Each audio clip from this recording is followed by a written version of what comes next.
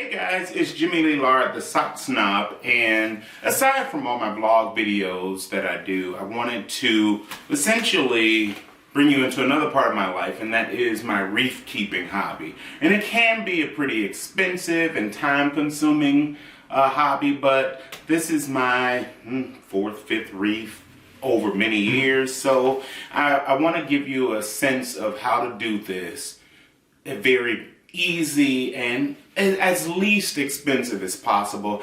I don't believe that it is required to have all of the equipment that I see some people have, but to each his own. And I, don't believe anybody, not even me, should be able to tell you how to spend your own money. So, but again, I do want to give you a sense of my reef from start to finish, since I've just moved back from DC back to Chicago. So let me show you some of the things I've gotten and give you an idea of the expenses probably associated with doing a reef, and again, from start to finish and as simple as possible. So first and foremost, you'll see me with the aquarium a little bit later. Mine is a 90-gallon reef, and I'm going to have a sand bed, not a deep sand bed. Mine is specifically for aesthetics only. So what I have is 40 pounds of dry sand. This is not 40 pounds, by the way.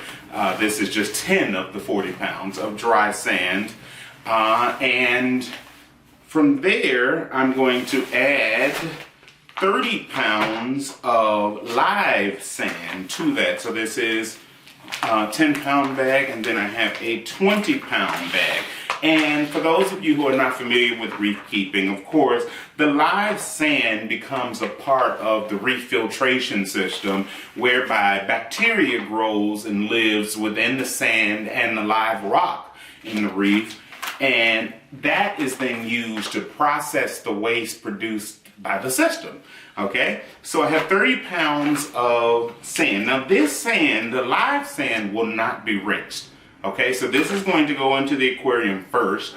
The dry sand, however, will need to be rinsed first. And quite often you will hear in instructions, do this outside, just stick, make a couple holes in a package and just let it overflow all the dust and filaments out of it. However, that's not practical for everybody. What happens when you live on the 42nd floor? You can't really go outside and use a hose, right? So instead, I do the same method in my bathtub, actually. So I use a 5-gallon bucket, and I get majority of the dry sand in that bucket to protect, these are priceless, to protect the drain system and so on. I use this particular mesh strainer. It's a standard kitchen sink strainer, and you can pick this up at your local home improvement store for a couple dollars. And then, like I said, you can just rinse, and what I do is I pour the sand into the bucket, let the water flow into the bucket, and let it keep flowing while I'm stirring and stirring, and it will get rid of all the dust and debris that typically makes your water cloudy for several days if you don't do that. Whereas with this method, all that initial cloudiness goes away very quickly. And then one of these, I believe this one, has like a water clarifier that comes free, and basically what it does is it helps that sediment to actually settle rather than continuing to float. So all in all, these I want to say are $30 a bag, and these are something like 19 or 15 or something. These are, I don't know, maybe $10 to $15 a bag. I don't really remember. So, so that gives you kind of an idea of what you'll spend in sand. So from there, some of the other things I purchased, here is a Hydor Coralia circulation pump. Can be used as a wave pump, so on. I use it as just a standard wave pump, since I have as a standard circulation pump to provide flow in the aquarium. I think flow is so essential in a reef system. more so important than a lot of the other things that a lot of people do. But anyway, so here I use 1,500 gallon per hour circulation pump, which means that it's going to turn over my 90 gallon Reef quite well. Well, the price is right there. As you can see, it was $54.99, and this was at Petco. And Petco, although I don't really buy their coral, you know, they do have more and more growing saltwater situation. So if I decide, a lot of people, and to each his own, right? A lot of people will cycle their tanks using the old and proven method of cycling, whereby, you know, the live rock takes many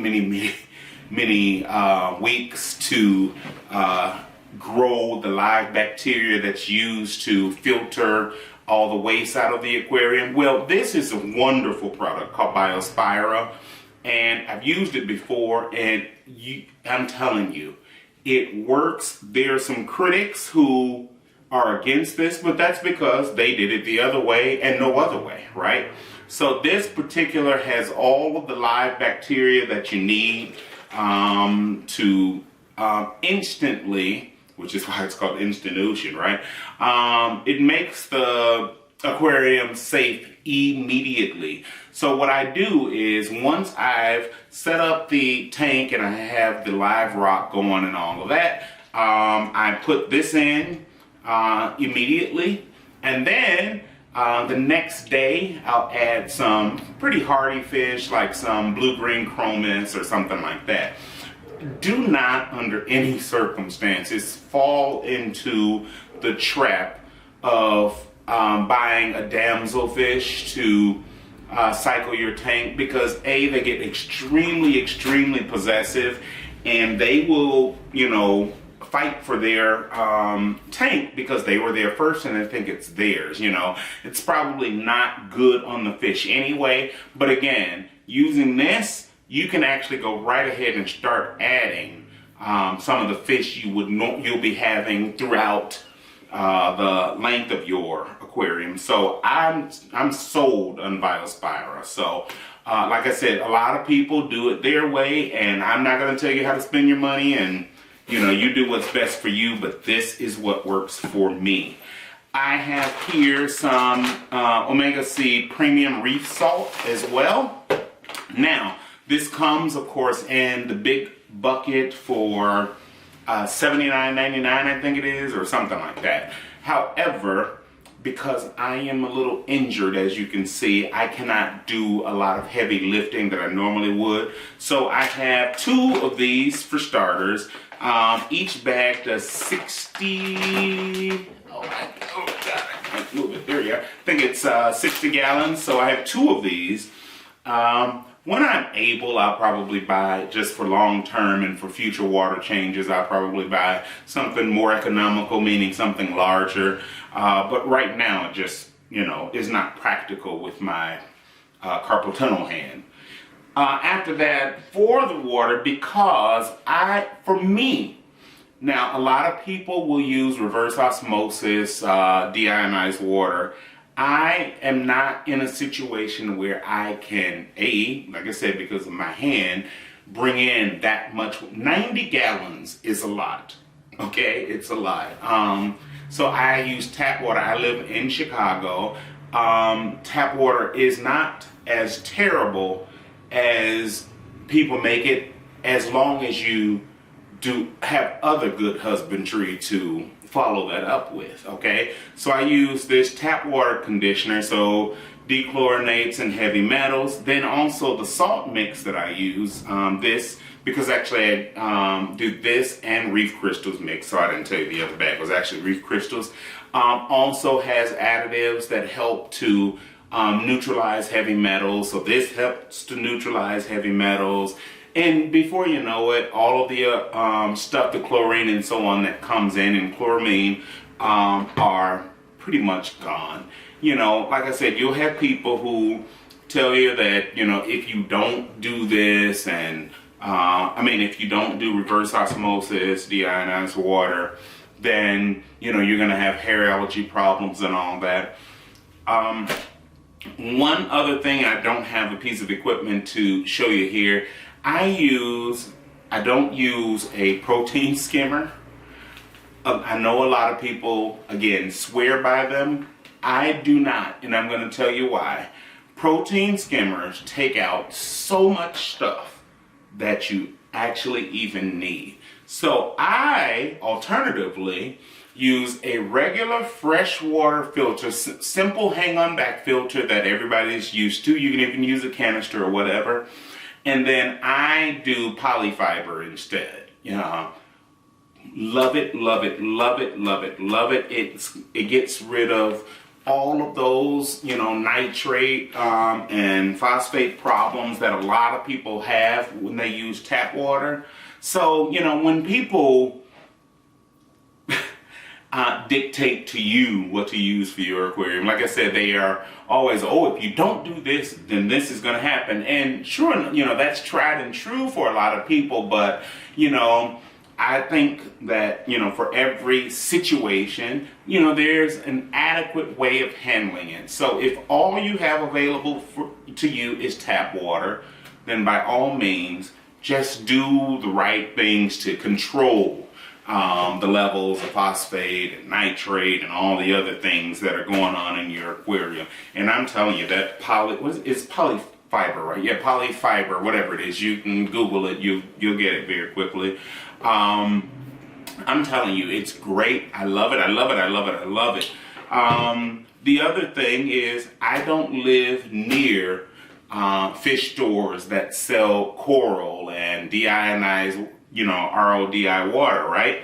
Well, and then plus, like I said, the amount I would have to bring is insane. I also, a lot of people say, well, hey, just do an RODI unit in your bathroom and all this stuff. No, I don't have the space. I live in an apartment, so I don't have the space for that type of unit and to have a big, 50-gallon barrel making my water for my tank. I just don't, okay? So I have to do what works for me. And that is what works for me. And I'm telling you, I've done it without having nuisance algae and things like that. All right, so moving on, I have here a couple things, and then we'll let you go on to the next video. So here is a heater. This is a simple Aqueon heater. This is their Pro series. So they have 3 series. I forgot what the 3 are, but the 3 particular, one is like just a regular household where you don't, I remember now, where you don't get the option of adjusting the temperature. The next step up is one that's adjustable, like this one is, and then this is the highest step where it is both adjusted, calibrated, and all that, but it is also, like I said, the shatterproof.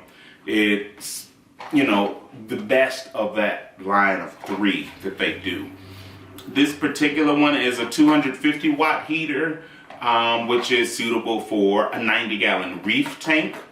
And it is made of plastic instead of glass, so hard plastic. The reason that comes in so handy, when you're doing water changes and part of that heater gets exposed, well, you end up shattering the glass elements in there, and people end up electrocuting their fish and they don't even know it. And also they fail a lot easier. So you want to avoid that. What's the point in spending all this money on aquarium equipment for your reef, and then you want to get a $20 heater and have it all crash? So, spend the extra bucks. This one was on sale for like 60 something, I don't know. Spend the extra money and get something like this. In fact, what I actually prefer, and I'll probably do it later, to do 2 smaller heaters instead of 1 single heater, because if you get into a situation where a heater fails or something like that, it's better to have 2 going rather than just the 1. But like I said, this should work well for me for a while.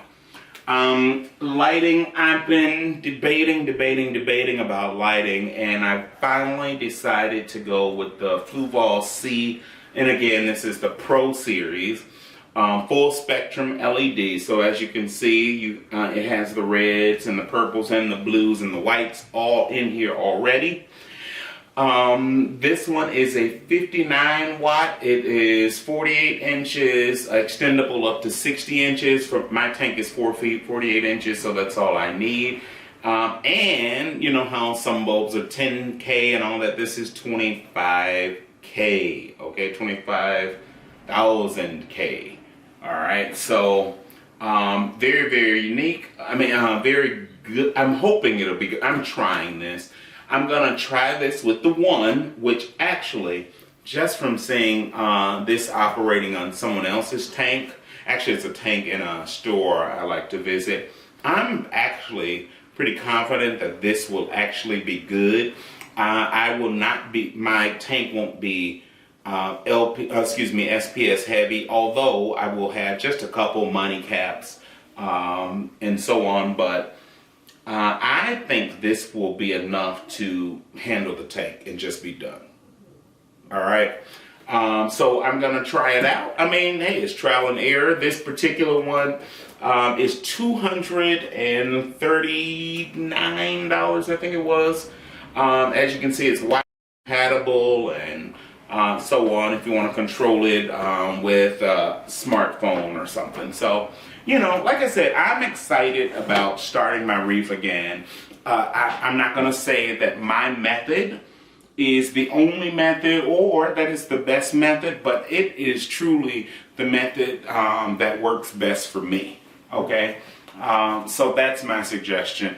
Last two things I have here. This is a digital thermometer. I also have a Reef test kit as well, because it's important to test for, you know, ensure all the proper parameters are in place. And then here in particular, I have paper towel. I use tons and tons of it in my life anyway. But in either case, for a Reef, for aquarium keeping, anytime you're dealing with water, you're gonna need paper towel, trust me, okay? So I keep plenty, and I prefer better quality paper towel than not. So that is all for right now. The next video, and who knows, I may attach it to this one, I will show you how I test the aquarium to make sure there are no leaks and so on. All right, so that's it for now. Feel free to leave me a question, link, or subscribe. Take a look at the link below to subscribe. Like I said, go on this journey with me as I take you on a easy, very simple Reef from start to finish. Okay, so thanks a lot, and I'll see you around. Hey.